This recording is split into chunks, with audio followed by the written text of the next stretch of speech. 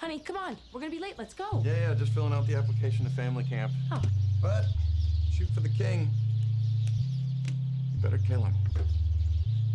Every summer we spend a week at family camp. Somebody's a little touchy about losing last year's color war. No. She was on Team Blue, or as I like to refer to them as Team Blueser. And I was on white. And if you ain't white, you ain't right. Phil, have you learned nothing? My good man.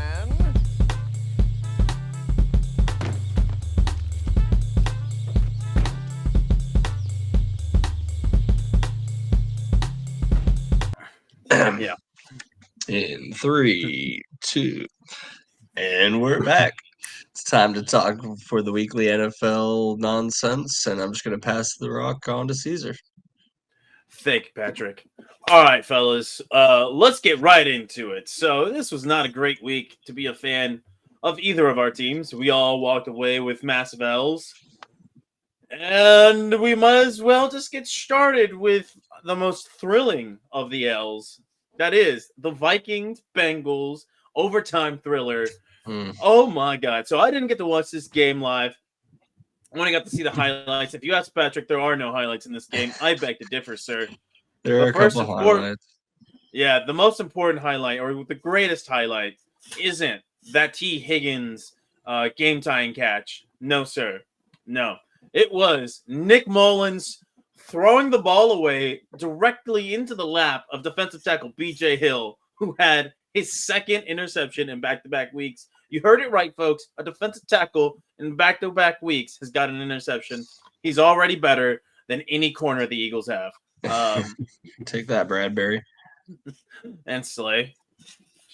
Trash. Anyway, yeah, this game, I think you put it great, Bethke, in one of our chats. It was the greatest bad quarterback game performances you've ever seen from Nick Mullins. And the stats kind of bear fruit, man. He had a 9.2 average in passing in terms of pass yards per completion, 303 yards, 2 touchdowns. Again, that interception, he had 2 of them on the day, took 3 sacks. And then Jake Browning, man, you got to wonder where this guy came from. I apologize, Jake Browning. I doubted you. I doubted you for 2 weeks in a row. Here you are. Another 300-yard performance. You orchestrated a game-winning drive. You just threw the ball up to T. Higgins, and you let him do work. You did hold on to the ball a little too long, though, registering 4 sacks. And you did have an interception. However, the most important thing is he continues to lead the Cincinnati Bengals into a playoff spot in the wild card. And on the opposite side, Nick Mullins, another loss for the Minnesota Vikings, who are still trying to hang on to their playoff hopes. Bethke, do you have any thoughts on this game? I know you said you have some notes. Yeah, so this one I have a few things. So the first thing I wanted to talk about, and Patrick, I don't know how much you're going to want to chime in, but this one feels like the one that you'll probably want to chime in for, because this is the most, the funniest part of this whole year kind of summarized here, right? This game featured the first opening drive touchdown of the Minnesota Vikings season, which is an incredible stat for a team that is 7-7 now, and was 7-6 going into that. And they are a lot more losses with a stat like that this deep into the season.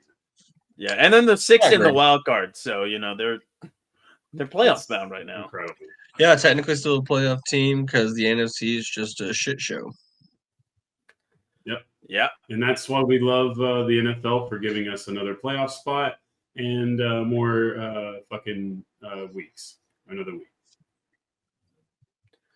Very true. I have plenty of other things here. Patrick, do you have any more you want to expand on? I mean, it's just the same old of what we expect this year. This team not having a real quarterback and just not really being able to get the job done. I mean, it was another 1-score game. Well, let me read this to you, because this is why I called this the greatest bad quarterback game ever. So you have the opening drive touchdown. That's mostly, I think, was a lot of running plays or whatever. You kind of you matriculate the ball downfield, I believe. As the old coaches like to say. Score a touchdown, punch it in, kind of thing. The Bengals have a chance to respond.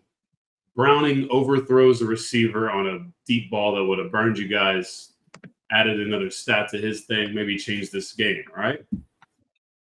That's when Mullins takes the ball down the field and does the first bad thing of the day. Throws a red zone interception. Classic. Then the Vikings get another chance. This is as the half is winding down. Funniest interception in NFL history happens, as Caesar noted. Yeah, that was a rough one.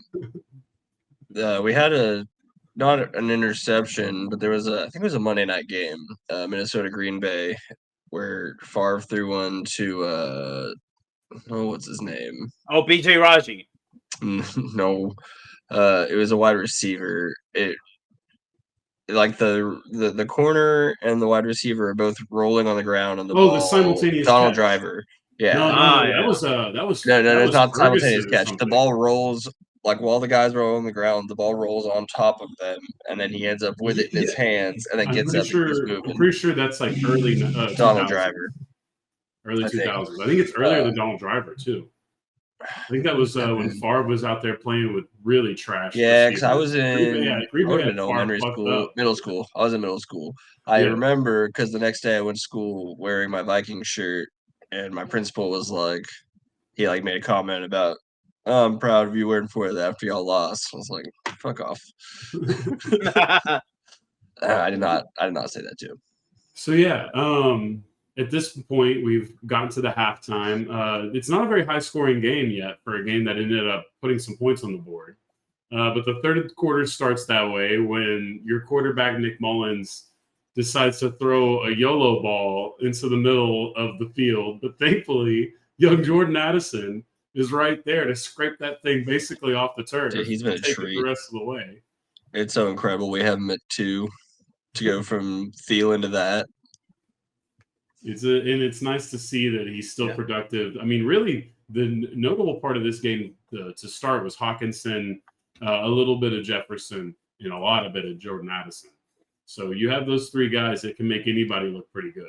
That's the thing is, if Kirk's in there, we're pretty damn good offense. Outside of the turnovers, we probably would have been a double-digit win team. And this running back had a nice game, but then we're not to the best part of Nick Mullins' day. Chandler did have a good day.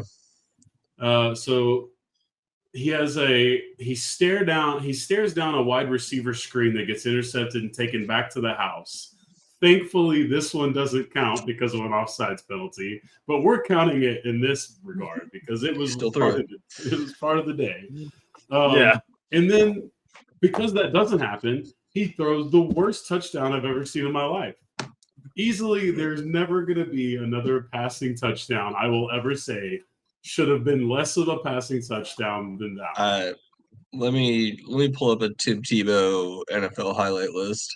Yeah, you're right. The Demaryius Thomas touchdown actually might be on there because Tebow got to. No, I think he's got some red zone ones that will be head scratchers. So like the subreddit that's like r/no yes. It's amazing. I don't think I've even seen that one. I need to get on that. That was exactly what that was. I mean, that play should be on there if it wasn't already. It's a first and goal on the 1. And he breaks out of the pocket. The play is dead. He says, fuck it. I'm YOLO ripping that ball. Fuck it, Jordan Addison somewhere. And Jordan Addison was somewhere. And Jordan pulls the ball down and no one gives a shit because it's a touchdown. It doesn't matter anymore. Jesus Christ, first and goal, just fucking just acting like it's 4th and goal, the game on the line. I love it. Look. He's got nothing to lose, man, as the backup quarterback. I mean, yeah, he's playing for a roster spot next year somewhere. That's true. I mean, maybe in Minnesota, honestly, if they run it back in the quarterback room, right? Who knows? But yeah, so that was pretty much it. There's a lot of other stuff that I didn't get to here where it's your classic bad tackling. It was a broken third down play that basically cost you guys the game in overtime. Because it's a 3rd and long, and then not scoring when we had the chance. No. Yeah, the 4th and inches. There's a 4th and inches stop when you guys are almost in Bengals territory. Jamar Chase, 3rd and 21, first down, right before T. Higgins does that touchdown. Or no, maybe that was early in the game. But either way. Yeah, a lot of regrets. I'm familiar with the regret game. I'm going to play it here in a bit too. So Yeah, and I mean, at this point, I mean, they're playing for a playoff spot, but no one really expects anything once that happens. yeah. And right now, as it kind of is shaping out, Minnesota is in a good spot to retain their playoff spot. And we'll see, because there's a lot of people essentially vying for the 7th spot right now. That's the spot that's really in danger for The great mid-off getting will be snatched great, away. and it will be mid. Oh man, The 2 Detroit games Although- are really important for what that looks like for both teams, honestly. I will say this: there is a chance that a 7 seed wins a playoff game this year. It just won't be in the NFC. I'm thinking the AFC, but we'll get into that some other time. We'll have to look at the playoff depending on how it this all. week, yeah, because I haven't looked at it enough this week, and we still got like 3 more weeks. There's still a lot of situations, a lot of mid going on.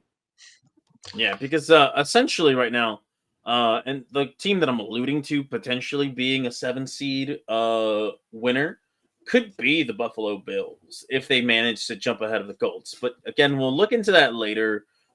Maybe when the season ends, depending if they make the playoffs or not. But we can look at the current playoff standings later on in this one. However, let's go ahead. Bethke, you're still here with me because we're talking now Cowboys Bills. Now, for anybody that was looking for the Dallas Cowboys to turn the corner and win a road game and just kind of continue to build on the winning streak, you left this game disappointed. I think more than anything, you should be disappointed at the whatever defense Dan Quinn was calling on this one. As much credit as he deserves for whenever they do well defensively, he should get some fair share of the blame because you were allowed 266 rushing yards in a 31-10 loss to the Buffalo Bills. And I think the biggest complaint that as a football watcher I would have in this game is that it just did not feel like a competitive game from the jump. From the start, it just looked like Buffalo was just having their way on offense. Josh Allen, if you told me that Josh Allen would go into this game and he would go 7 of 15 for 94 yards, I would have assumed that the Dallas Cowboys had shut this Buffalo Bills offense down. No, James Cook ran like crazy. Josh Allen, despite only having 24 rushing yards, he has some tough runs, got some first downs. He was very important to the overall threat of the run. And in this one, like I think Bethke, you said it clearly in one of our chats. You're like, you know what? At least we're done with MVP talk for Dak. We can move past that and keep going with the season. And yeah, if you are kind of fatigued about MVP talk in regards to Dak Prescott, this is the performance that's like, all right, now we can just focus on winning the remaining couple of games that we have left and trying to get to the 2 seed because Lord knows there's no jumping San Francisco unless something wild happens in these next 3 weeks. But yeah, in this game, it was just really difficult for me to just come away with anything positive to say in regards to anybody in this one. I know a lot of this had to do with y'all's defensive tackle, who's I can't remember his name for the life of me. Big boy Jonathan Hankins. Jonathan Hankins. His absence was felt in this game. And yeah, you just did not get enough production from Mozzie Smith, even though he did have a high grade, one of the higher grades according to PFF, but we always take that with a grain of salt. And he had his first career sack, I believe. Yeah, that's why he got a sack in the game, and so the PFF score shot up. Yeah. Other than that, I mean, everything else was just a rough game to watch, man. I don't know how you felt watching this. Of course, me rooting against your team just by nature of the division, I was like, oh yeah, great. This is exactly what we needed. But we'll get to that later because it didn't really matter that they lost anyway. But yeah, how did you feel watching this game? I know you alluded to saying, same old Cowboys, or not same old Cowboys, but rather you're not shocked by the result. Yeah, I did call it last week. It felt like they were ready to snooze this one through, and there's a couple reasons why, right? So there's the one part of this that I called last week. Buffalo just so much more needed this game, like so much more needed this game. They were a And then desperate team. two, and unfortunately, this is true and not an excuse. They were announced as a playoff team right before the game, basically. Is the Yep. worst curse you could probably ever get for your football team, at least I feel like, especially this one. And I think that it kept one of the bigger issues with the theme of the Cowboys that have been a part of many versions of the Cowboys is when this team quits, it quits really hard. You know what I mean? And like it's very noticeable. And I felt like this game, the Cowboys quit in it. And that's why the score is so much more embarrassing than I feel right now. But that's good because they should be embarrassed. Everyone can use the it's everybody's Super Bowl thing because it is. I get it. The Cowboys get a lot of conversation. So if you're the Bengals or whatever, you want to beat the Cowboys so you get talked about too. And I hear that, Maybe but I not don't this. know. I don't know if players nowadays still hold that as much. I I think think fans, though. I The think fans, yeah, but I I don't think it think depends on how much they consume the media because it's still in the media, and I think that's what drives it. It's I because feel like the Bills are definitely more worried about showing up for their Chiefs game or their, I would or say just so. to keep their playoff hopes alive in this situation. which yeah. I just mean, I don't But know. I Yeah, think you that's had an a overblown I do kind feel of like concept. we get the best punch everyone can get because you're going to get the most eyes on you that week. That is just how the nature of the beast works. And I don't think players are that stupid. I don't think it matters enough to change games radically, but I do think that it matters to some extent. Um, and again, it's what worries me with this team is the quitting thing. But let's see how they quit, right? And there's actually a couple of things here that were consistent that I'll get to finish, Caesar.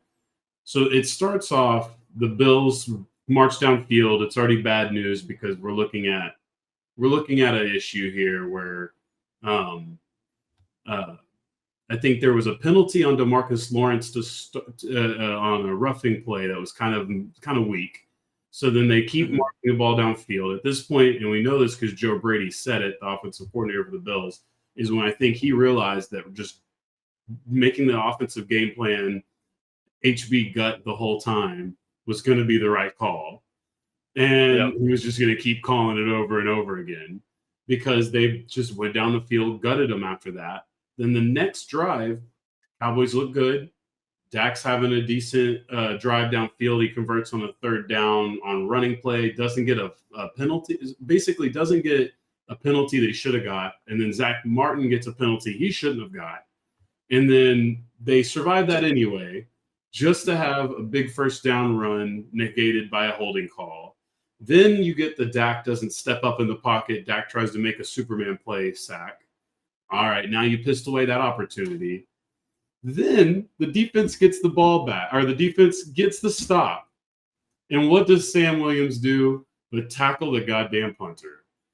Now, what is the response?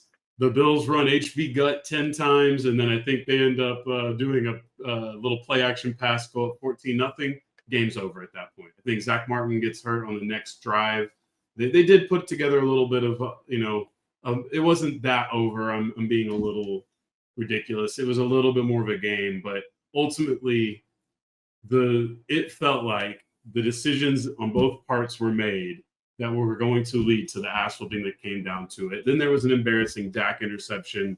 There was an embarrassing touchdown run at the end where they just clearly let the dude go in after they fucked it up. The coverage, those things make it worse. Finally, what you were alluding to earlier is dead on. I don't think it's that Dan Quinn's calling the wrong defense. It's that it feels like he's maybe I guess this is, but it's using the players the way he's using them. Micah has to play linebacker. There's just no choice now. They've got to rotate other guys in at the rushing positions. They're also tiny. That's the other thing is 2X safeties are starting linebackers. And Rashawn Evans, who we picked up off the street. midway through the season, right? So No. that's a big problem. And our safeties are nice; they're thumpers, but then fucking Curse, and I love Curse to death because he gives the cojones. But man, he's good for a stupid penalty, and he got a bad stupid penalty in this game. It didn't really matter in my opinion by then, but he got a penalty that it's one of those that wasn't even his fault. I think he just got a penalty based off of his history. Reputation. Yeah, and so that was a big deal. The offense couldn't find any rhythm. Zach Martin got a stinger to his thigh or something like that. They pulled him to be safe. That was probably my favorite play of the day. My favorite thing of the day was just pulling Zach Martin. Smart choice. Smart decision. It was weird that they left so many guys in so long in that game. Yeah, I think that's that old school mentality of Mike McCarthy. You know, I agree, but the game was going in such a boring manner that it almost didn't worry me. Honestly, it didn't feel like the kind of game where a freak injury was going to happen. It felt like a kind of game where the clock was going to run quickly, and it kind wasn't of a wet turf game. It was like the worst, but it just kept. But it was the type of football being played did not match the style.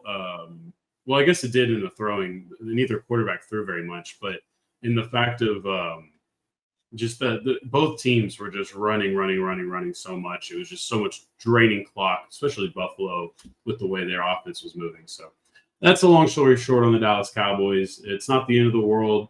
The division is on the line. The playoffs are on the line. The rest of these games are fun, but they're sort of meaningless to me because I hear everyone tell me that I want to have the home field advantage for the playoffs. And my soul tells me that my team needs to earn it like a blue-collar football team. So I would argue though that that's a good thing that you want to have your Dallas Cowboys have at least one or two home playoff games because they're just so drastically different at home than they are on the road. I agree, but at this point, I still stand firm on that they would fuck that up. But that's me being irrational. Even if who knows if I'm right or wrong, I'm too close to the situation to be rational at this point. That's fair. So I guess basically, unless either one of you still has any more Cowboys related thing, because it did feel like Groundhog Day, the bad kind of Groundhog Day. No. I'd like to see honestly them be able to come back once. Do what? You'd like to see them be able to come back at least once. Yeah, no, the quitting thing has been very evident, even in the McCarthy era. It's just they kind of get pouty-lipped and they can't do it, and then all of a sudden you're seeing rah-rah hype-up speeches. And it doesn't feel like a team that has a lot of these character issues consistently, so it's just weird to see the losers smell so bad in them when they do lose. Because they don't really show the signs of this any other way, except for when they're losing, then it all kind of turns to this. Yeah, I've noticed that with like in the Mike McCarthy era, especially, and I think a lot of it stems from him because sometimes he'll come off like just complaining a lot about officiating or just some other things that are clearly out of his control, or some things that are in his control and probably doesn't just own up to it, and then it kind of bleeds into some of like the player reactions, and it's not something that's happening often because quite frequently under the McCarthy era, you guys have been winning a lot of games. Yeah. So it doesn't have a lot of opportunities to really show itself. Well, what happens is they beat the Eagles, and so the media is all over them.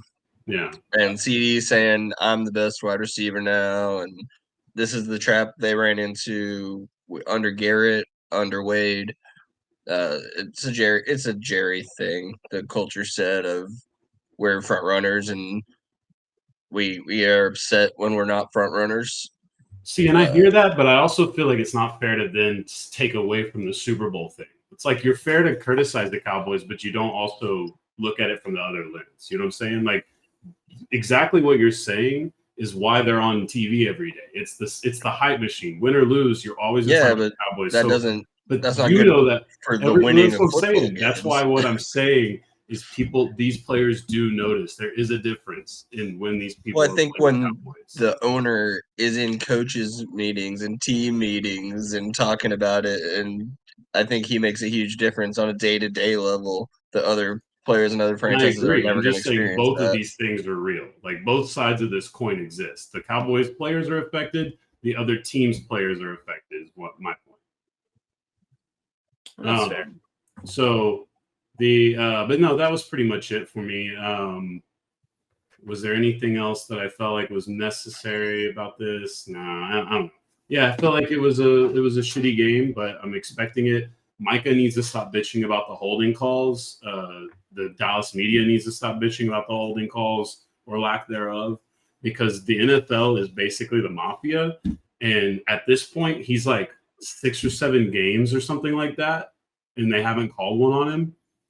And so, like, at this point, I know the fix is out on him, Micah. Like, they're not doing it on purpose now. So now just shut up about it, and hopefully they'll do it again by playoff time. That's my final point. And with that, we will move on to the Philadelphia Eagles shitting the bed against the Seattle Seahawks. Now, some of you may be wondering, you see how Patrick's dressed? You see how Bethby's dressed, right? They came here to talk sports. I, in this dress shirt, black dress shirt, am here to bury the Philadelphia Eagles because they're done. It's over. Let's talk about this game and why I say that it's over. So in this game, the first half of the Philadelphia Eagles game against the Seattle Seahawks, kind of going off to a nice start. They go on these long, time-draining scoring drives. That first drive, beautiful. It looks like standard Philadelphia Eagles football, the way that I have grown accustomed to them scoring during the first 2 years of the Nick Sirianni era.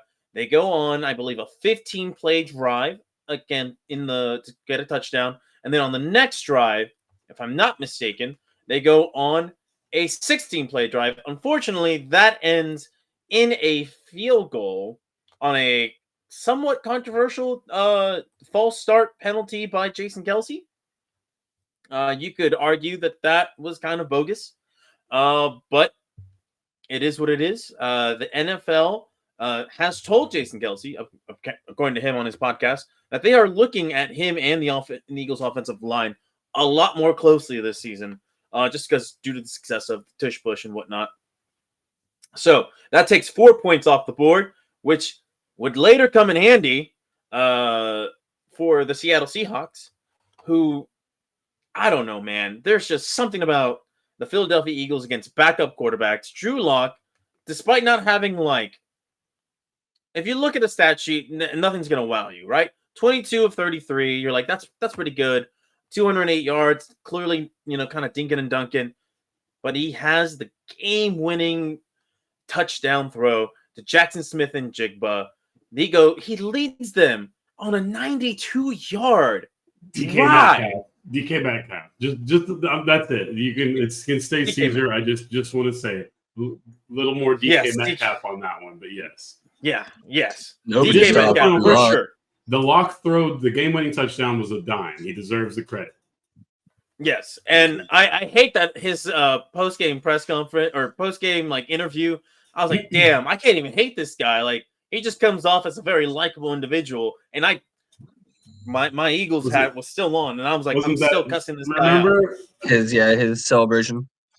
The backpack, put that motherfucker on, and then him rapping along to Young Jeezy whenever he was in some miserable ass Ohio strip club is former head coach Tom Herman.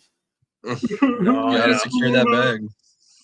Secure that bag. But yeah, no. But on this one, right? They go 10 plays for 92 yards. They take a minute 24 off the clock, leave 28 seconds. And here's the thing: Seattle didn't use any of their timeouts on this drive. They were that confident that they could get the ball in the end zone without using any of their timeouts. And I was losing my mind because, up to this point, it's 17-13. Philadelphia's offense is stalled, but for the most part, the defense, not great, but not bad either. Like, they're just kind of in the middle, which is what they've been a good chunk of the year. And then they just let down all these fucking first downs. They just let DK Metcalf, of course, he goes off when he needs to in this game, and they target James Bradberry during this drive.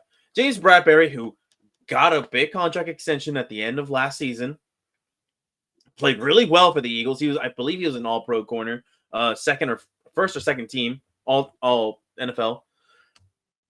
And this season, he has just been picked on all year long. This game, no exception. He was targeted, I believe, 7 times, allowed 6 receptions for over 100 yards and that touchdown. And then let's just talk about that last drive. Jalen Hurts, that last throw that he had, if you didn't watch it, he essentially does what he's been doing all year. He's been big play hunting. He's a big play merchant. He launches a deep pass to A.J. Brown, Julian Love. He sees it coming. So what does he do? He does what any decent safety does. He makes a play on the ball, gets those toes down, intercepts Jalen Hurts. But if you look at the play, you look at the still of the play, Kenneth Gainwell, who I would never advise the Philadelphia Eagles to feed the ball to, but in this situation, if Jalen Hurts just kind of looks off to his left a quick second before he before he even decides to make that pass, he'll notice that Kenny Gainwell has 20 yards ahead of him. And all you needed in that play, I believe, was like 15 to 17 yards to get within field goal range of your Pro Bowl kicker, Jake Elliott. I don't know if he's actually a Pro Bowl kicker, but he should be this year. Who has plenty of long kicks in his resume. He's had multiple 60-yarders. This season, against the Buffalo Bills not too long ago, he hit a 59-yard game-winning kick, or not game-winning kick, but, game-tying kick in swirling winds, in the rain, terrible conditions. So you know that even though it was raining in the second half of that game, that he can make a kick in that spot. But what do? You try to go for the big play, and it burns you. And in this game, Jalen Hurts was just thoroughly outplayed by Drew Lock. Like, for the last 6 weeks, Jalen Hurts has been the worst quarterback in all but one game. And you could even argue that in that Buffalo Bills game that he was not as good as Josh Allen, but he did look like the Jalen Hurts that most of us in Eagles fandom are accustomed to since last season. But look at this. 17 of 31, 143 yards, a 4.6 average, 2 interceptions coming in the second half, right? What are you doing, guy? What are you doing? And then the worst thing is the fucking post-game press conference. In the post-game press conference, he calls out his team saying they're not committed. And then he gets pressed about it and asks, hey, so what exactly do you mean the team needs to be more committed? His response, I don't have a dictionary on me.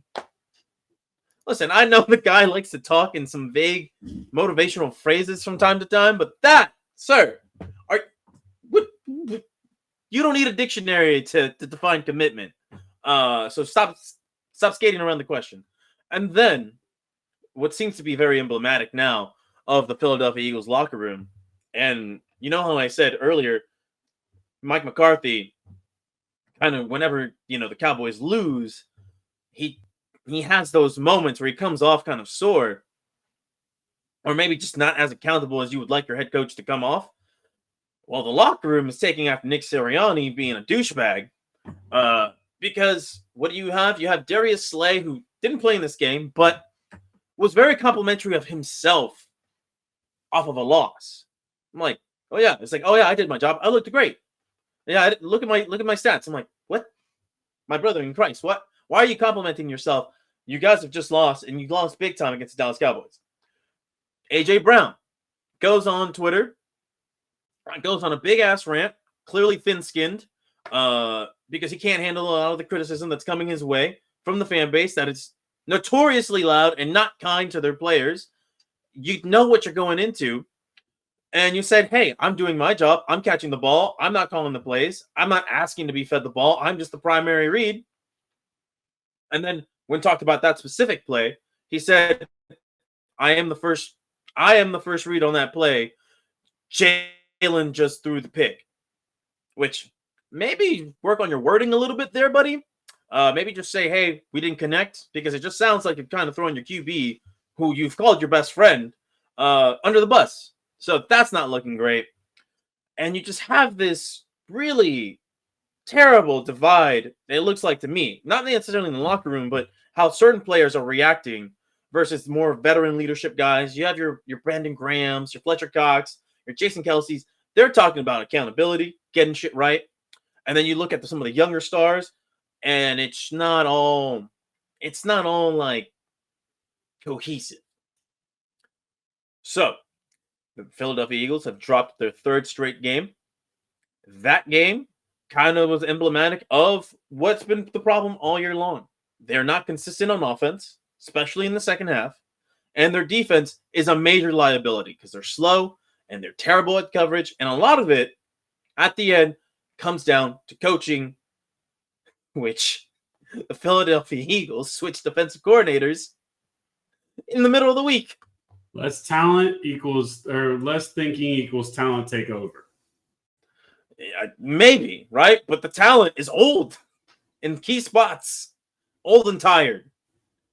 And Matt Patricia, who is a big-time loser, and I'm going to refer to him as such as long as he is the defensive coordinator anywhere in the NFL. Dog, he's not the solution. And matter of fact, here's the thing, and I'll get your thoughts on the game as well. But what the Philadelphia Eagles like to run is essentially quarters coverage, which, hey, it's going to work really well if you have an elite defensive line, thumpers at the linebacking position to make up for the fact that you are going to dedicate most of your defense to the idea of, preventing big plays, and you want elite outside corners. Your elite outside corners are old and slow and are falling off real quick. And Matt Patricia, I don't really know what his whole philosophy on defense is. I just know that he's a Bill Belichick guy, and like every other Bill Belichick guy, fails when he's no longer under Bill. And he's been a failure as a defensive coordinator for a very long time. But we'll get into that when we get into the coaching part. But Bethke, I wanted to get your thoughts. Patrick, I want to get your thoughts on the game, what you guys saw, what you guys think, before I continue my burial of the Philadelphia Eagles. No, I think you're killing it. The only real comment I have from this game that you haven't referred to yet is something I wouldn't expect you to get to, but man, am I glad the Dallas Cowboys did not have to play Kenneth Walker. That probably made the difference big time in that game. And because you guys there was multiple broken tackles. It was Big 12 football out there. I don't know if we would have been that bad. We may have just not have been there to tackle him. It might have just been gaps he's running through. That video from the Cowboys-Bills game where they moved that whole pile, the pile, extra yards. Yeah, the pile. That was fucked up, bro. Oh man. So I would say that was my biggest takeaway. But then my second biggest takeaway was Sunday night. I got to see all the hateful shit that I usually get to see when Dak has a bad game, right? And sometimes I'm in on that hateful shit, and sometimes I'm not, depending on how I feel about Dakota. So today I wanted to bring you into my world because Monday night, it's Tuesday morning, that was your world. Yeah. And that was. I am going to steal from Jimmy Kimmel here, and we're going to do a little Jalen Hurts mean tweets. And I just rounded up some of my favorites because there were some good ones. I'm not going to lie. All right, let's hear them. So using the he's going to turn into blank whenever they ban the tush push, that meme template. We got pictures of Akili Smith. So there's a big throwback. Oh my God, that's a big throwback. Jamarcus Russell, which is just tough. That's disrespectful. Arguably the most disrespectful to especially Eagle fans. Eagles era Vince Young. Oh yeah, I saw that one actually. I saw that on my For You page, and when I clicked on the photo, it said "liked by Bethke." I bet. I was like, okay. I did some searching. I did a little Googling. Yeah. Yeah. So that was one. There was a lot of Carson Wentz comparisons. But the one that I think got me the most, and then I'll let you do, and if you want to get on that topic, by all means. For sure. They had a side-by-side meme template that doesn't get used a ton. It's like kind of the Galaxy Brain template where it has multiple layers here. And it basically just charted how Jalen Hurts and Carson Wentz are on the same track. I didn't quite agree with it all the way, but I'm not going to lie. I thought it was amazing. And this is mostly coming from Eagles fans. There's some 49ers here. There's some Cowboys here. But this is mostly coming from Eagles fans. I just want to preface that. Well, And your thoughts first, on the Carson Wentz well, comparison. okay, well, first and foremost, on that last part where you said it's mostly Eagle fans, here's the thing that I want everybody who just does not like the Philadelphia Eagles. You can never say anything to an Eagles fan that an Eagles fan won't already say about their team after a loss. Yeah, wildly disrespectful. It's incredibly. I'm not even mad. It's like, oh, hey, you want to insult an Eagles fan? My brother, here's what you got to do. Just put on a midnight green jersey and join in on the hate, because that's the only way you'll get any sort of like meaningful reaction. Because they'll be like, oh, thanks. Come on, pile in. But back to what you're saying. I heard that and I saw that. And matter of fact, there's a newish Eagles podcast called PHLY with two like pretty well-known beat writers from that have covered the Philadelphia Eagles for years. Mm-hmm. And they mentioned that. They mentioned how this looks eerily similar to the Carson Wentz era. So what happens? The first year as a starter, solid, but kind of up and down. You're not exactly sure where it's going to go, but there's some promise here and there. Like you could see something there. For second year, full-time starter. What happens? MVP caliber season, right? They both finished second in the MVP race, and the team goes to the Super Bowl. Now, granted, Carson Wentz did not directly lead the Eagles to the Super Bowl, but because of his play throughout the year, managed to get them into the 1 seed, helping them secure home field advantage in the playoffs, and Nick Foles did the rest. Jalen Hurts, he gets to the Super Bowl, and you call me a homer, I thought he outplayed Patrick Mahomes. I really did. And you think, hey, there's a lot of promise for the next season. Sure, they didn't win the game, but you're returning a lot of the starters on offense. You're going to make some changes on defense. You're going to take a step back on defense, but you hope that the ascension of Jalen Hurts makes up for it, and you can just outscore guys and hold on defense. And just like the very next year for Carson Wentz, it is a step back of the team takes a step back in the win column. Carson Wentz takes a step back. This year, it's a little different. It is a little different. The Philadelphia Eagles, 10-4, right? There's still a chance to go 13-4, 12-5, which is what I predicted they would end at this season. But Jalen Hurts clearly has regressed. He's not the same guy he was last season. Last season, the guy was comfortable throwing to the middle of the field.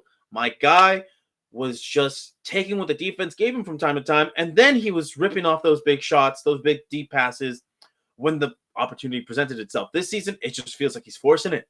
He's fucking forcing it. He's not taking care of the ball. He's been risk-averse in his first 2 years as a full-time starter. I know in college he had some really boneheaded like turnovers, but you look at the turnover numbers, they just weren't high in volume. This year, they're boneheaded and high in volume. And then there's the video. Who could forget the video of him in practice falling down while getting hit by a coach so he could practice on holding onto the football? Little did they know that they also were going to need him to just practice not throwing interceptions. However the hell you do that?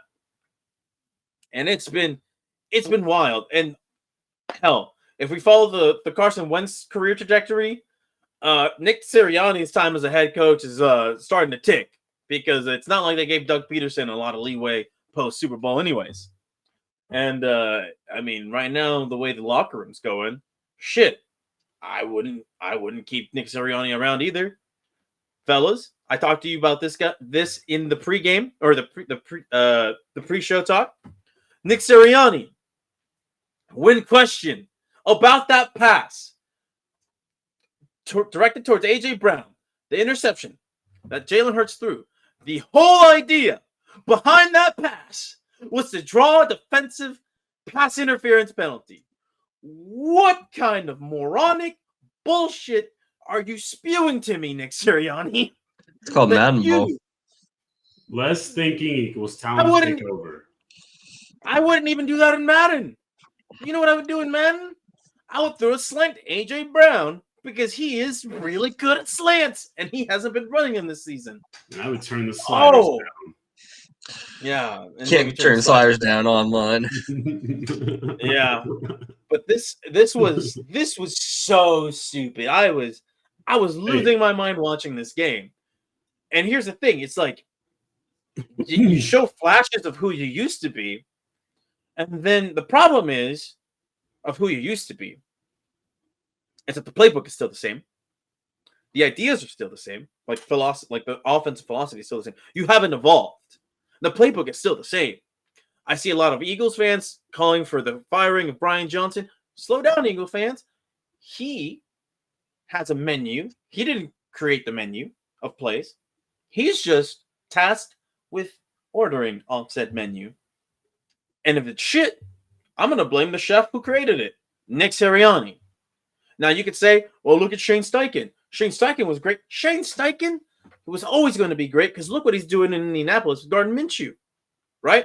The guy is just a natural at play calling. Brian Johnson, this is his first season doing it. He's not going to be amazing at it. But you know who could help him? Somebody who has offensive play calling experience, Nick Sirianni. But clearly that guy doesn't know what he's doing this season because his plays are stale. Fucking Christian McCaffrey on the Manning cast. He predicted a play that the Eagles were going to run perfectly, almost to the exact detail. I'm like, oh, wow. Our plays really are that predictable. Predictable on offense, stale, and then slow and tired on defense. The season, they could still win 3 games. It's fine. The season is over as a contender because they are fraudulent. You guys are frauds. You're fake. It's not real. You were lucky and not that good. That's what the Eagles are this season. Their point differential is pathetic. All right, they are very similar to me, like that I believe is the 2019 Steelers or the 2020 Steelers, whichever one went 11-1 to start the year.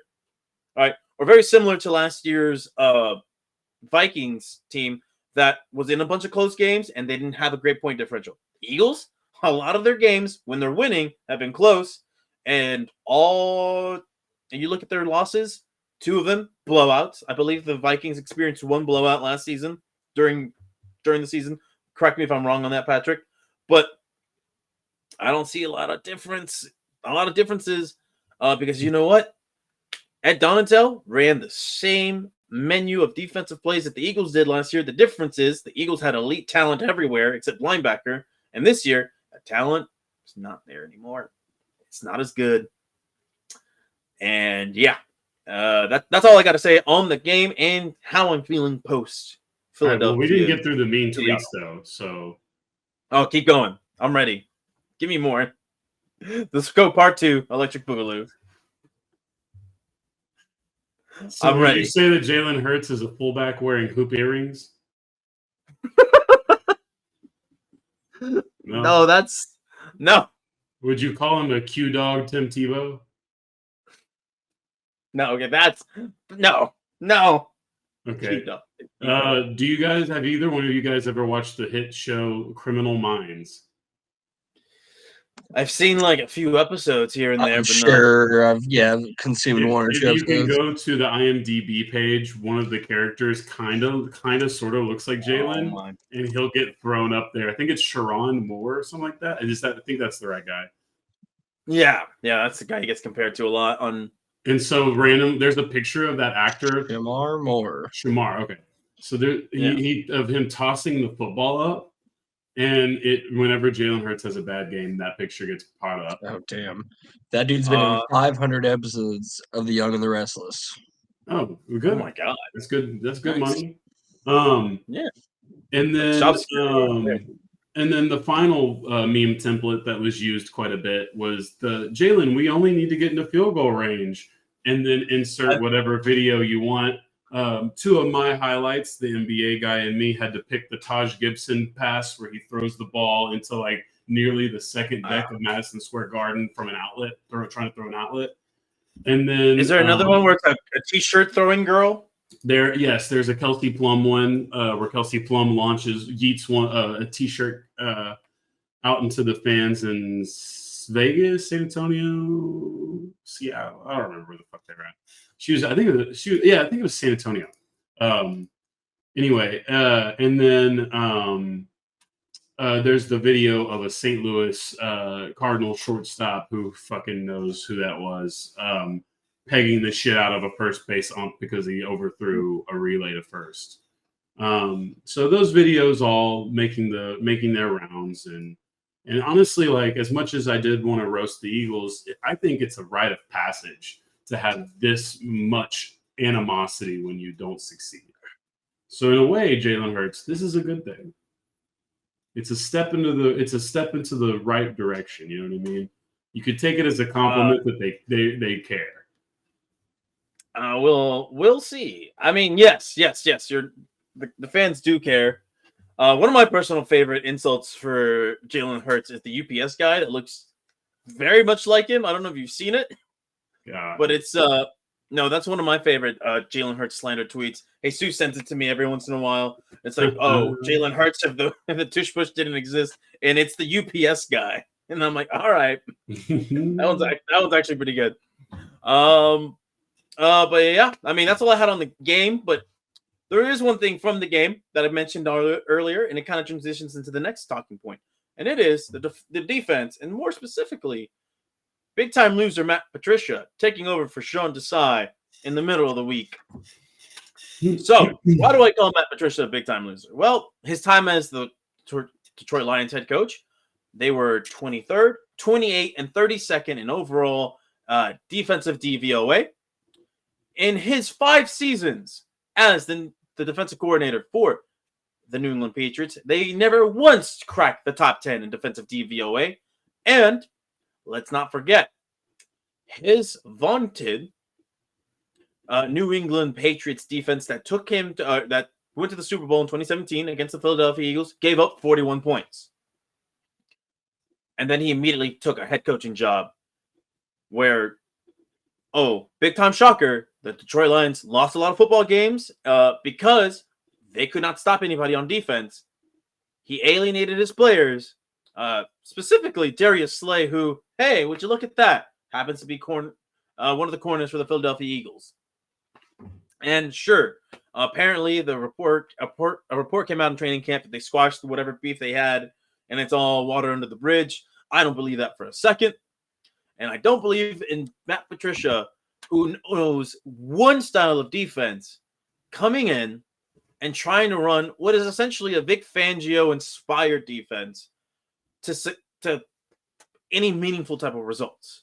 Because you know what's more important than the X's and the O's is the Jims and the Joes. I think that's how that goes. And he doesn't have it. And let's be real. So many rhymes. So many rhymes. None of that was intentional. Or that last one was like dimes. Which the Philadelphia Eagles give up a lot of. So that was one of the more notable coaching changes. It's not the first time a coordinator has been replaced in season. The Baltimore Ravens famously got rid of, I believe, Cam Cameron back in 2012 for Jim Caldwell. And what happened? They won a Super Bowl. Joe Flacco passed the rocks. Endorsed Joe Flacco. Ooh, we'll talk about some Joe Flacco. Oh, we will. I can't wait. But he goes on an elite playoff run, legendary playoff run, gets them a Super Bowl. And you think, well, okay, it's been done before, right? Late in the season, it's been done before. But Jim Caldwell, here's the thing. Jim Caldwell is good at football. He's good at coaching. Matt Patricia is not. And that's the biggest difference in this case. Another notable change in coaching or coaching moves. The Los Angeles Chargers got rid of Brandon Staley. One of my favorite tweets, and I believe Becky, you shared this with me, was I know what a Benjamin Solak-led football team would end like, or something of that nature. Because that's one of my favorite guys off the Ringer. And yeah, man, like, did y'all see the question that he was asked after the game? Hey, do you think you still deserve to be the head coach? Like, what a brutal question to ask a guy coming off a 63-21 loss to a team that got shut out 3-0 the week before. Like, and he said yes. Like, granted, like, I don't know what else you're supposed to say in that position, but you forced the man to lie through his teeth. He knew he didn't deserve that job anymore. The halftime interview was rough. 49-0 at halftime. He's got to answer the question, and you can tell on his face that he's already texted his wife. Yeah, it's like, He's hey, yeah, we can't afford this LA rent anymore. We need to get the fuck out of here. They'll be able to afford that rent. They'll be fine. Where his next gig will be, that's where the family stuff has to come into. Oh, dude, I will lose my mind if he gets hired as defensive coordinator for the Philadelphia Eagles because he's not been. Me too. He would not. He's not a good defensive coordinator outside of that one year with the LA Rams. That 1 year got him a head coaching job, and more specifically, Aaron Donald and Jalen Ramsey got him that head coaching job because we've seen what he's had with what he's done with the talent in Los Angeles, and it's not much. It's nothing. He's had one of the worst defenses 3 straight seasons. So, but at least he's got to live in Los Angeles for that whole time, making big money. You know. Yeah, that's right. He never had to move. Now you just got to go live in Philly. I hope not. But yeah, so he gets axed, and now there's been a lot of talking points with who's going to replace him. Gentlemen, I can't even tell you the name of the interim head coach of the Los Angeles Chargers off the top of my head, but I will tell you this. Kellen Moore reportedly denied the interim head coaching tag, which I thought was just rich, man. That's great. That guy knows what he's doing. Maybe not the best play caller in the world, but he knows how to protect himself. No identity football team. What's up? Where's the no identity football team? We have the no identity offense. Now we need the no identity defense and special teams. Well, why are we robbed right now? No, I'm just kidding. Actually, I actually think that for once the Chargers did something right. As someone who maybe is speaking on something that's too close to home, I think for Chargers fans, it's nicer to know that you've got a situation that mirrors more like Jeff Saturday taking over the Colts than it does Jason Garrett taking over the Cowboys, if you catch my drift. I'd rather go into the offseason without a favorite in-house and an open, real search be made, you know? So I think that low-key, that was the best move for the Chargers, is to just name some guy that you know is a sitting duck. Maybe he's a good coach. He's been there for a while. He deserves the bump, you know, whatever in pay or whatever for the year. And then he goes back to that position job, or maybe he gets a little bump up, and depending on what the new coach says. But you can go into the next search not having to worry about some hot shot coordinator deserving more chances because John Kitna threw a couple touchdown passes against some meaningless teams late in the season.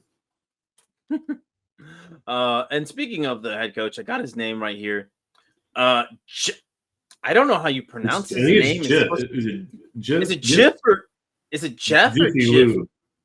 Yeah, it's Giff Smith, and he's been basically a defensive coach for his entire tenure in the NFL, dating back to the Buffalo Bills in 2010, where he's defensive line coach. And this year he started coaching, or the last 2 years rather, he started coaching outside linebackers. So you're getting a positional coach to be the interim, which, hey, you know, obvious interim. Yeah, obvious interim, especially if it's true that Kellen Moore denied the temporary promotion, which I don't blame him. You know, it's a lost season. You don't want whatever happens the rest of the way to kind of be held against you in the interim with the interim tag hanging over your head. So if you just stick to your duties as offensive coordinator, it's like, hey, a lot of what happened out of my control. The offense did what it was supposed to, not necessarily the defense. So that's a good way of spinning it. I would be remiss if I didn't mention that they also fired their general manager, Tom Telesco, and now a guy by the name of JoJo Wooden is the interim general manager. Which I don't think the first names of these guys right here inspire a lot of confidence. But if you're a Chargers fan, you never really had any. Yeah, not just that, they're not just placeholders, but you never had any real confidence in this team to begin with. It was all a facade. So, because you know what, deep down, if you're a Chargers fan, you're just expecting heartbreak. You're just going to expect heartbreak and a bunch of like fake offseason hype. And that's what it is to be a Chargers fan right now until they can get that shit figured out. But yeah, guys, do you have any suggestions for the Chargers if they were interviewing you and you're like, hey, who should be that coach? Because the favorite, odds-on favorite, is going to be Bill Belichick, but that is not what they should do. You know who it should be, in my opinion? Listen to me, Chargers. There's an offense coordinator out there in Detroit named Ben Johnson. This motherfucker's making Jared Goff look like a top 10 quarterback for the majority of the season. He didn't have that ugly stretch, but it's Jared Goff in the cold outdoors. He's never played well out there. But indoors, the man looks elite. Imagine what he could do with an actual elite talent at quarterback with Justin Herbert. I'm just saying, fellas, I want to hear what you got to say, though. Dan Quinn, call it in. Call it in. You know, I gotta promote a hot shot. I bet he makes more money right now than he would for the Chargers. No, head coaching gig doesn't matter. 1 of 32. He has to take the job. Go, Dan, go. I think he's also perfectly happy right where he is. The Spanos family did just say that they would not spare any expense on getting a head coach. Outbidding Jerry. All right, Dan. Hey, Dan Quinn has turned the Dallas Cowboys from one of the worst defenses of all time into one of the less worst defenses of all time, and now he should deserve to be a head coach. Call it in, Patrick. What do you think? Who's your coach for the Chargers? I don't have one. I've never once thought about who should coach the Chargers. Brian Flores. Ooh, Lincoln Riley. That would be hilarious. Give Cliff another chance. Go give Cliff out there. Are we talking about Cliff 2.0? I think we could be. No. Is Dean Spanos dumb enough to do it? I think he is. Dude, Lincoln Riley.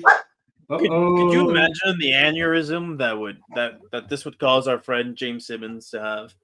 Lincoln Riley. Oh my God, I'm calling it in now. Dan Quinn, you can take a different job. You got the Panthers job. He could have what if the Falcons call him back up and like, hey man, things weren't working with Arthur Smith. Yeah, let's do it. Let's reunion that bitch. I need Al Harris promoted before we lose him because I kind of have more faith in, you know what I mean?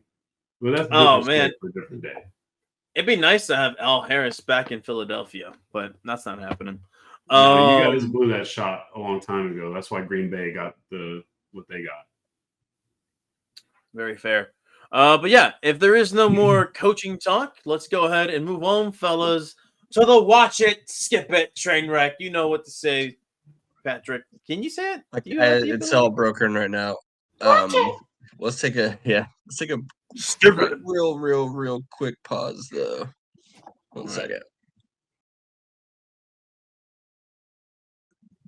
And we're back.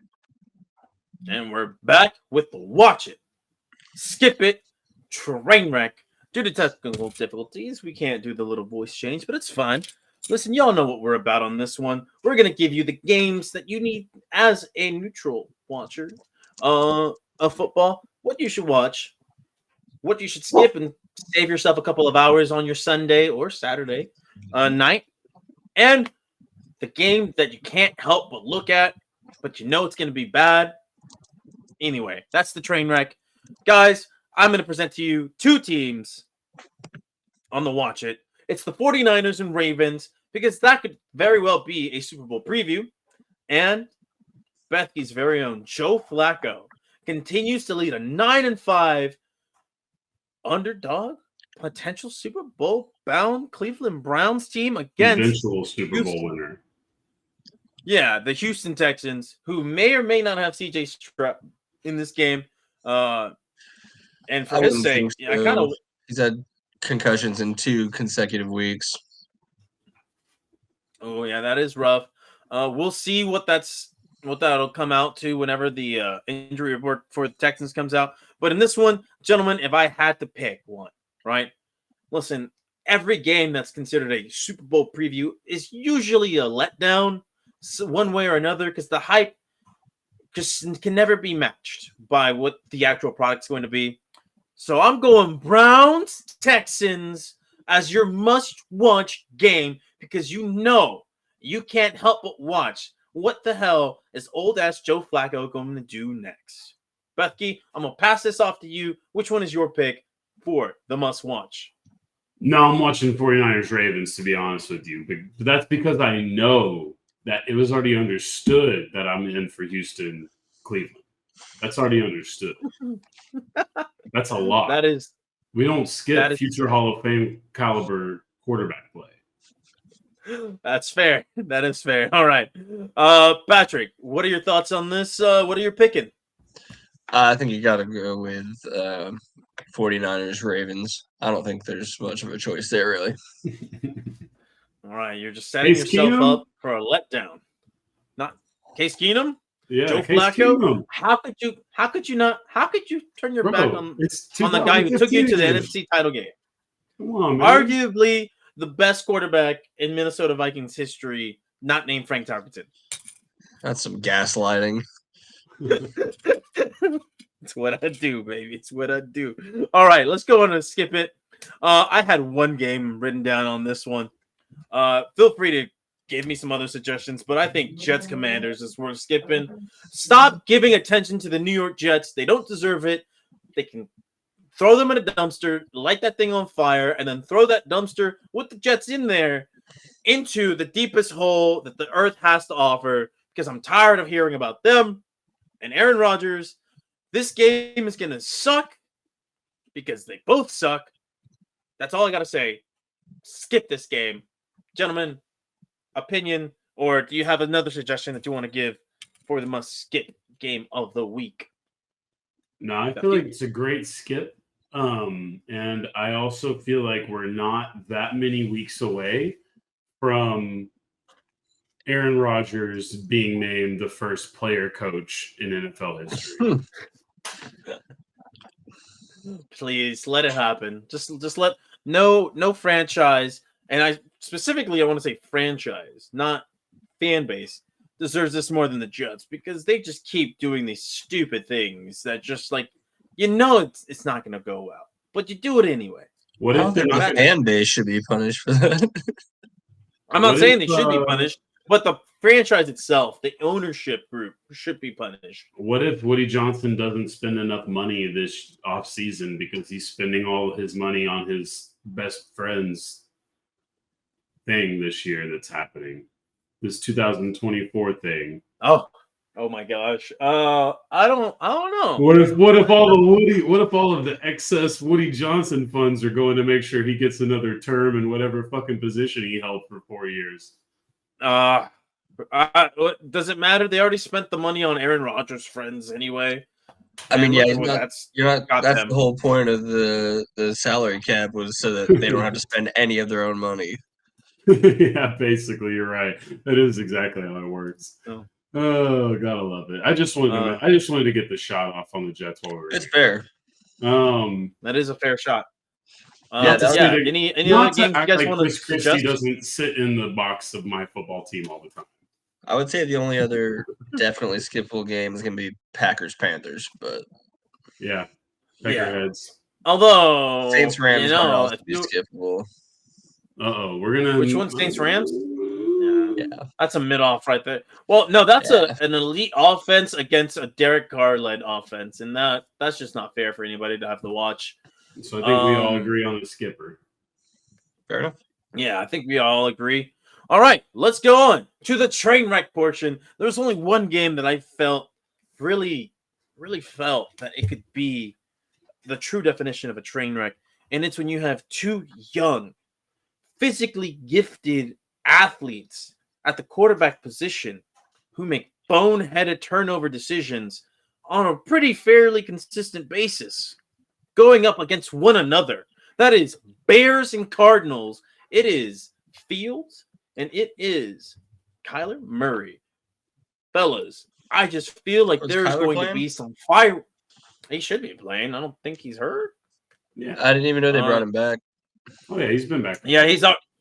Yeah, he's been back for a couple weeks now. And he's not playing bad, but like he doesn't have a great roster around him, so it's not like he's playing spectacular either. So let me put it to you like this. Train wreck franchise. 2 of them. That's right. 2 train wreck franchises. And Kyler Murray, he's 4 touchdowns, 4 interceptions, 1,000 yards. Yeah, I don't know. This guy is like, he's coming off injury, and he, like I said, he makes boneheaded decisions. So does Justin Fields.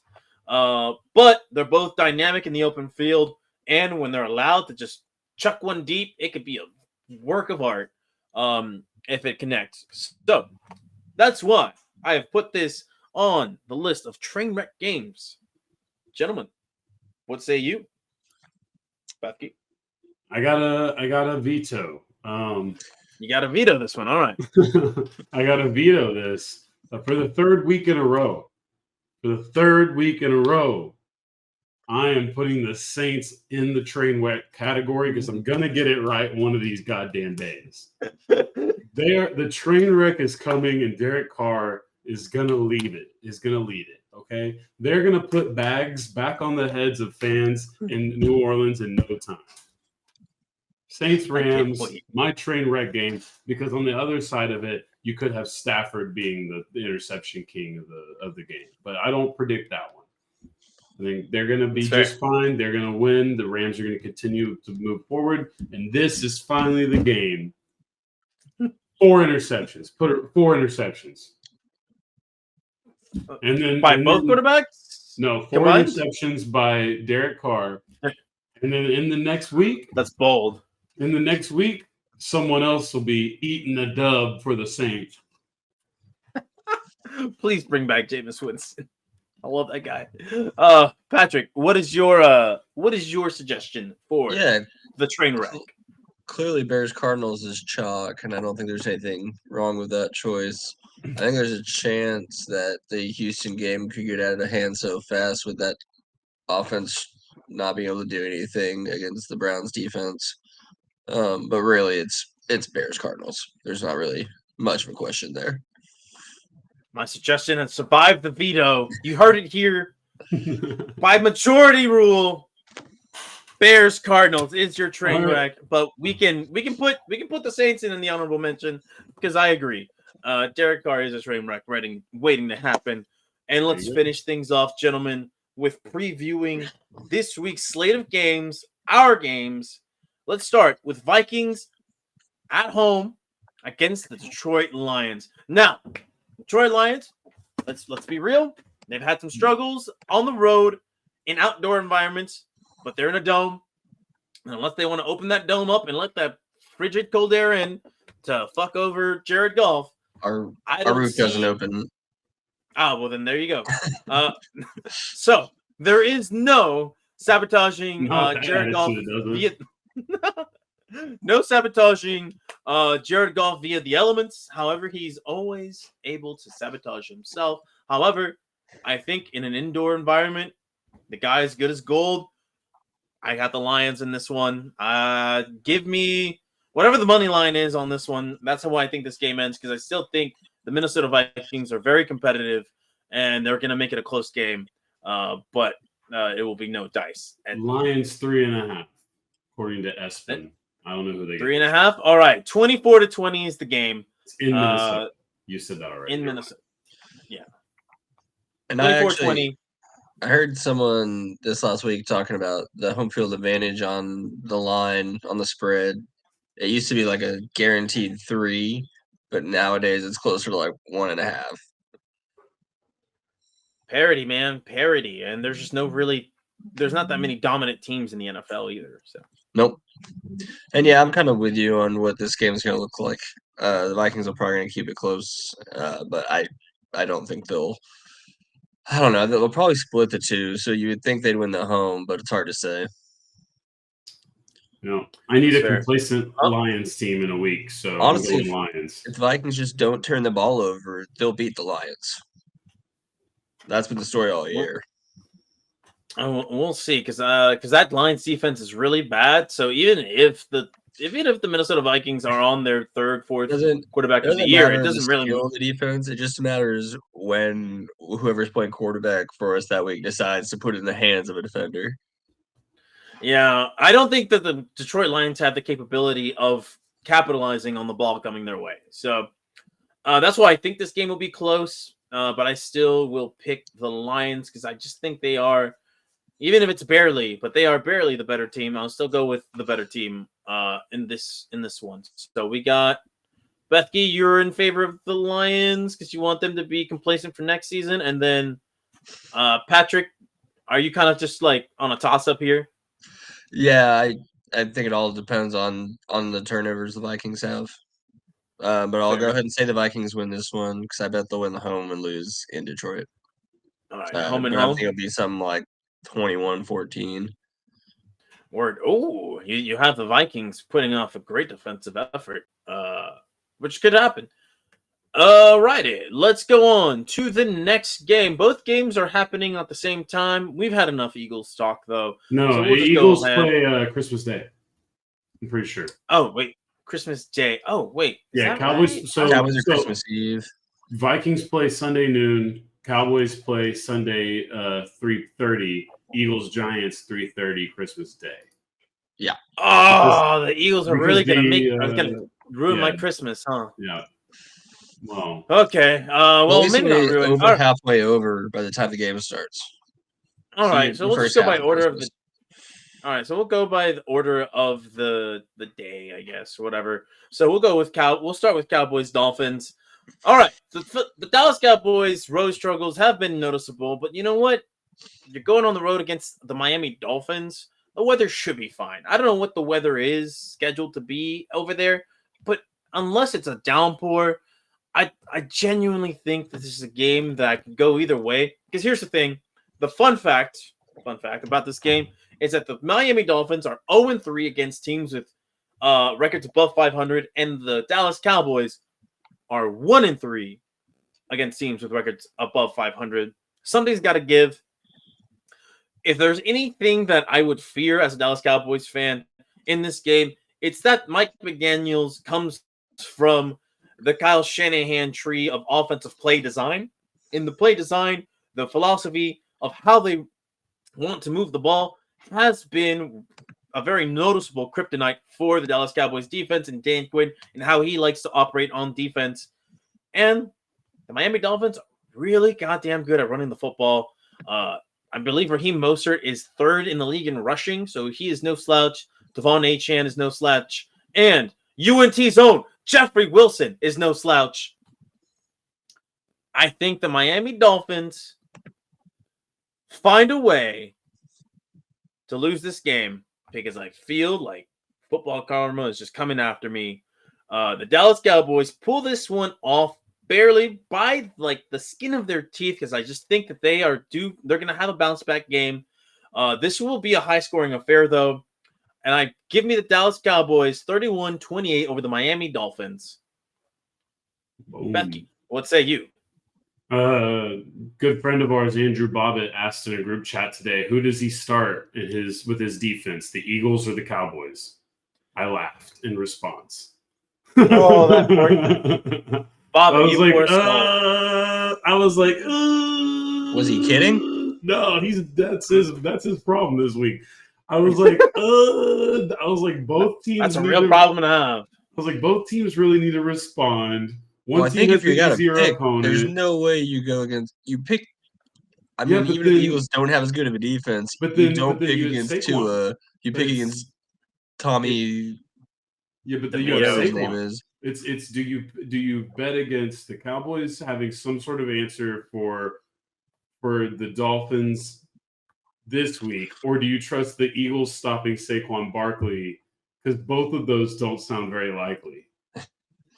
The best part is that, yes, there's the quarterback issue, but then when Tua's bad, it kind of does look a little bit more like Tommy DeVito than it should. So it's kind of one of those things where I'm like, I don't know, man. Tyreek Hill. I told him just YOLO the Eagles one because the worst opponent. I was like, just take the worst opponent and like hope for the best, man. But like, I wouldn't be surprised if the Eagles got gashed for like 300 rushing or some shit too. And then, what are you looking at? Like Saquon's been looking nice. But yeah, you're not in a good spot if those are your two choices. No, you're both L's Terrible. really.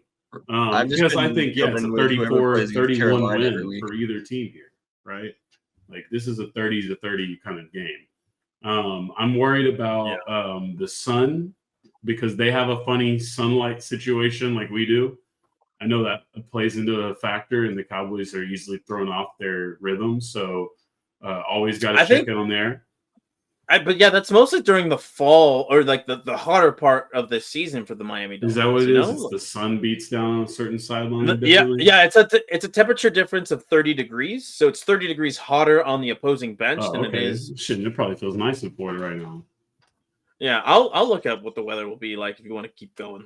No, it's fine. 60s or 70s. Yeah, it's just another fun opportunity. The Dolphins are 1.5 point favorites, so Vegas isn't that antagonistic against the Cowboys, but it's also the Cowboys, so that line isn't necessarily as normal as you would get it. So I'll probably take the Cowboys bouncing back in a narrow victory. So just for a weather update, there's a 24% chance of rain as of today, Wednesday, the 20th, with 15-mile-an-hour winds, mostly cloudy. High in the mid 70s. So yeah, that's football weather right there. That's some football weather. So yeah. And Patrick, who do you got on this one? I think the Dolphins are going to pull it out, but I think it'll be a closer game than that Bills game was. So I don't know, like 35-28, something like that, 35-27. All right. Somewhere in that wheelhouse. That sounds like a very entertaining game to watch nonetheless. And finally, the team that is making me suffer the last 3 weeks in a row, the Philadelphia Eagles at home against the New York Giants, led by Tommy DeVito, who apparently his agent just has so much free roam to just walk the sidelines dressed like the Notre Dame mascot. This game. The Eagles on paper should beat this team. However, they should have also beat a Drew Lock-led football team. So I don't have a lot of confidence in my prediction. I believe the Eagles will bounce back. It's not going to be a pretty bounce back. The line in this, the spread in this game is stupid. It's fucking 12 points. I don't think the Eagles, they haven't blown anybody out really this season. I don't think they will in this one either. Give me the Philadelphia Eagles. They put up a really ugly 18 points, and the New York Giants score 10. Yeah. I don't know if y'all looked through all the different tiebreak scenarios. Obviously, the very last one's a coin flip, which would be hilarious. But another one is strength of victory, which is just margin of victory in wins. And the Eagles better hope it doesn't come to that versus the Cowboys. Yeah, but that's one of the that's the second. It's near the bottom. Yeah, it's near the bottom. And I guess we could just briefly, before you guys give me your predictions on this game, for those who just want to keep track of the division and how it all is playing out right now. Cowboys technically in first place. If both teams win out, Eagles would win. I think it would win the division. I forget what the ruling is, but I think it's strength of schedule would be the next tiebreaker that would give the Eagles that favor if things continue on the way they are. However, say both teams go 2-1, right, to end the year. As long as the Dallas Cowboys don't lose to the Washington Commanders as part of that 2-1, they would be the winners of the division. There's a lot of more like very weird tiebreakers here and there, like you mentioned earlier. But yeah, as far as go for it. Sorry, first is head-to-head, obviously, and then you get to division win-loss. Then you get to common game win-loss. Then you get with games within the conference. So common opponent is ahead of the conference, and then strength of victory is 5. Then strength of schedule is 6. And then you get into weird, convoluted stuff. Yeah, so I thought strength of schedule was ahead of strength of victory. Not according to NFL.com. Oh, heard. Well, And this is yeah, also within a division for 2 clubs. There's different rules for 3 or more clubs, or for wild card, or whatever. yeah. Just according to some of the beat writers that I've seen from the Philadelphia Eagles, as long as they win out, even if the Cowboys win out, they would have the best chance of winning the division that way. Outside of Dallas, dropping one and Philadelphia taking advantage of their easy schedule. But with that said, back to the prediction, fellas. Whew. Bethke, do you want to go last because this is your team, or do you just want to go to this? What is your team? I'll order. do mine. No, Quick. not your team. No, my team. Yeah, my team. Sorry. This is I'll your put that team to evil make on fun me. of. It is my I'll team. do mine quick because I don't have a whole lot of it, and we'll let Jacob Word. expound on how relevant it is to him. I love to pick the Giants. I'm trying to do the math. Can they still potentially win the division? If they lose, Yeah, No. I think that no, you're right. No. There's no way that they No. could be as bad as, or they There- could be as good as the Cowboys. there's no way. Record-wise. Why can't I There's see no the way that- standings? There it is. there's Uh, only 3 games left. So Yeah, they can't do it. Okay, Yeah. never mind. So yeah, the Eagles are gonna win. I'm not gonna try to play that game. I'm trying to get my pick back. that's Yeah, just Fair. like just sell it away like I just did my coach of the year pick, who I just fired to replace him with his own quarterback. Yeah, I think the Eagles are going to win pretty handily. I think it'll be like a 27-12 or something stupid. Giants are bad. Yeah. they put up Anita 27 Bubbles already points. popped. Yeah. Yeah, I think that there will be points for sure, Oh. but I think it'd be hard for the Eagles to drop 4 straight. I think it's got to be an Eagles victory. I think that they don't cover, but they probably get closer than we expect. I do think Saquon will eat their ass up, but I think the rest of it works in their favor. The thing about that is you don't score a lot of points that way. Yeah, No. no, maybe Kenneth Well, Walker. maybe. Looks I like mean, but they didn't the score a You lot got of Bills to points. did it. the end zone. Kenneth Walker Yeah. gave them a couple issues, so yeah, that'd be my pick. Is I think the Giants are a respectable-ish team now. They're better than they've been throughout this season at parts, but they're not serious people. I think I saw something say that they're Not serious people. love I think there's something that said they're in play for the number 2 overall pick and the 7th seed at the same time. Yeah. So only Yeah. the New York Giants. Gotta love it. All right. Well, 2 Super Bowls that, we lost. anyway, That's me. with all of that said, that concludes the NFL segment part of this episode. I did want to ask because I don't know if we talked about this last week. Did we ever mention the Rashard Mendenhall stuff? Oh no, we did not mention the Rashard. we I feel like we No. should spend just a couple minutes on it. If you All guys have right. any jokes you like, any theories of how this game could All right. go. So I do have some jokes. All right. So earlier, I saw a clip from the Pat McAfee show. They said that the white delegation should have the Polynesian players, to which I vehemently disagree that Yeah, they that should. sounds like colonizing right there. Yeah, I was like, no, what are you talking about, Pat McAfee? And then one of them said that the black delegation would have the Latino players, which there's not many of, right? And I was just thinking, if you Just want leave to it the get other down way to around. technicality, yeah, I was gonna say you should probably do it the other way around, just simply because there's more European DNA in a Latino than there would be in a Polynesian. I think I'm not versed in that. No, shit. that's true. Mexicans are, if you're talking about just Mexico, you're talking about Spain, and you're talking about your native indigenous people. Anywhere that's been conquered by Spain that has fair-skinned people, yeah, pretty much, right? And then one of them said, okay, can the black delegation have Younghoe Koo as their kicker? Because there is not a black kicker in the NFL right now. to which I'm like, there's nobody whose pay is a kicker, but the Texans have that running back who have done it. Oh, yeah, I was gonna say you could have Google that I'm guy. sure Cedric Wilson can probably kick too. I think he that's punches. amazing. That's Maybe amazing. you could get Chad Johnson out of retirement because he wanted to be a kicker for the But longest the time. joke is that you would need to do anything besides kickoffs because What, you don't think you're going for it on 4th down, throwing against whatever corners and safeties are out there?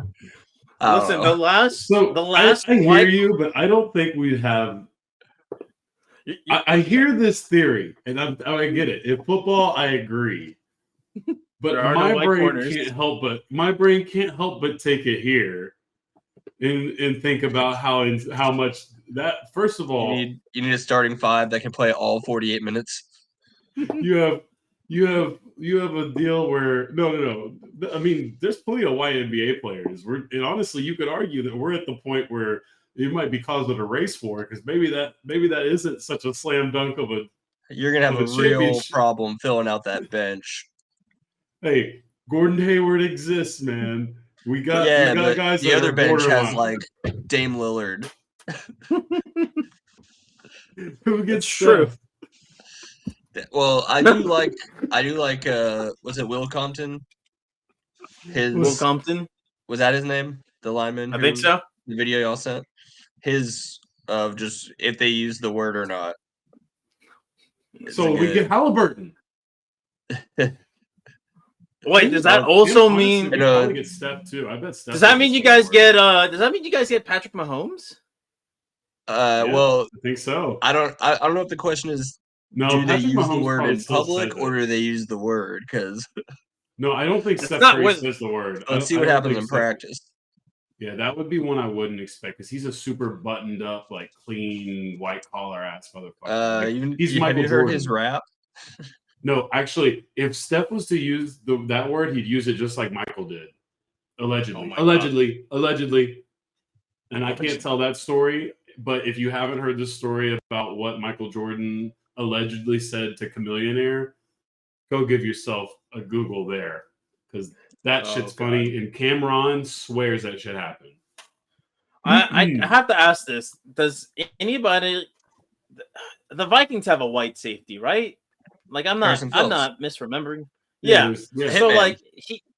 So I don't think there's a lot, but there's got to be like a handful of white safeties in the league. There was you just stick him for on sure. corner, And right? if this game was happening 5 years ago, he might be the best one in football. So Where's Eric Weddle, bro? Where's Eric? you're having some trouble at wide receiver. I remember that Will Compton guy had to write Travis Kelce in at wide receiver 3. It's not a good sign. All right, so here's my the thing. favorite joke. I want to tell y'all my favorite joke before I get it, and then I'll pass it back. Was I was listening to a podcast go over this, and they got to fullback, and one guy's like, "Oh, there are white fullbacks," and I just thought that was hilarious. I feel like there's only white fullbacks. Yes, Well, that's did you see the big three of the receiving core was KKK? Oh no, my God. Cup. Kelsey, Coop, Cooper Kupp, Travis Kelce, and You're who missing was the last one? Thielen. Thielen's number 2. No, it's not Thielen. God damn it, there's an obvious one. Puka Nacua. Oh, no, who was the other one? Nakua is. There's literally no. Well, he's not even white. No, bro, I just saw this tweet earlier and had me cracking up. I think it's I Barnes. gotta. So This is Cooper Kupp, Travis Kelce. Oh no! It wasn't the receiving core. It would just be like their 3 best players would be starting with a K, right? Like it'd be the Kelce brothers and Kupp. That makes sense to me. You'll find the tweet. Nobody. Let me get these jokes off while you're looking. While you're looking not a for wide that, receiver. let me just. Here's the thing. Because here's a joke that I like. I love to see when it comes to offensive line, is that there's a real potential that the white delegation's offensive line would be better because they might have a lot of corn-fed MAGA boys who, they love their road grade and stuff. I'm just saying, I think the better left tackle will be on the other side with Trent Williams. But everything else, you're like, Whatever. Bring Joe Thomas back. He's still better than everybody else. All right. And then on defensive line, you guys are fucked. I'm sorry. Like, Max Crosby is not enough. Hey, bro, and we got the MAGA captain, bro. Chill out. Oh, the Bosa brothers, they'd be hurt. Yeah, They would both be hurt. They would be on the sidelines in the blue tent. Oh, I've got another one. Was that every single player on the white team is going to have the play call sheet, and they're all trying to call the play at the same time. Oh, that's good. Oh, now, does Christian McCaffrey get subbed out of the game? Does he have a backup? There's no chance. He's got to play every snap either at Oh yeah, yeah. halfback or wideout. What about the dude who's always injured for the Chargers? Austin Eckler. Does he count? I feel like he doesn't say the word. Does he say the word? I don't If think he so. says the word, then no. It gets murky trying to build these teams. I think I have a good sense of who gets to say the word and who doesn't. And just because of watching NBA basketball enough, you get to watch the ecosystem sort of play out from afar. And you're like, okay, Luka might get to say the word, but that's the only white boy. And then you're like, all right, the light-skinned guys are like Halliburton, no. Curry, I don't think so. I think Curry gets all passes to do whatever he wants. Yeah, but he's Tiger Curry's Woods. Curry would have to be a real it would have to be like a big difference from what he shows us to what he. I'm just saying that no matter what he did, I think he'd be all right. I know he'd be fine. It just wouldn't sound. He's allowed to say the word. First of all, what are we the ones dictating who can and cannot? Well, I'm not saying can or cannot. I'm just saying how the reaction's gonna be. But there's also a lot of people that this wouldn't apply to because it's a very complicated feelings on that word from all parties. Yeah. So that's where Will Compton's a little short-sighted. Perhaps maybe he didn't have enough good conversations with his other teammates to understand that there's not a universal agreement on that. So I believe Donald Glover said that he wants us all to start using it, and then it's like not a universal opinion. There's not a universal opinion on it. There's a lot of people in Caesar's delegation that think that they're allowed to use this word. So did they? That is absolutely true, and they shouldn't. There's all I know is this right here is just as pale as it seems. This is Germany. This is the Axis powers right here, minus Japan. But my grandfather is from Hawaii, so kind of still works.